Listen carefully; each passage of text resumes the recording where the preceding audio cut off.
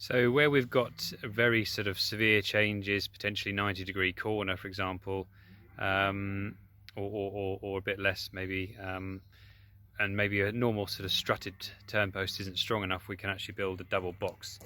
And this can serve two purposes. Sometimes you do a double box at the end of a fence run, for example, or the end of a pull, so the netting is tied onto the middle one that way, and also that way. As it were. So there's two different, it's being pulled two ways, which is why I've got a box, sort of a double box if you like, back to back, and the middle one is a shared post. That middle one is shared, so that both bit rolls of netting are tied off on the middle one, and you've got your diagonal stay wire going kind of that way for that box being pulled over my shoulder, and then you've got the other one going that way, over that way, down that way.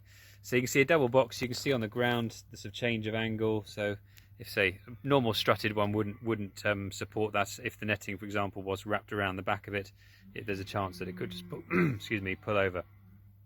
So we can build obviously a double box, and if it was a 90-degree corner, you could do the same. You could wrap the netting around it if you were pulling around it in one pull, or say if that was a convenient place to do one pull from one pull to the next, then that would be an obvious place on a corner there to tie off the netting and start the next pull.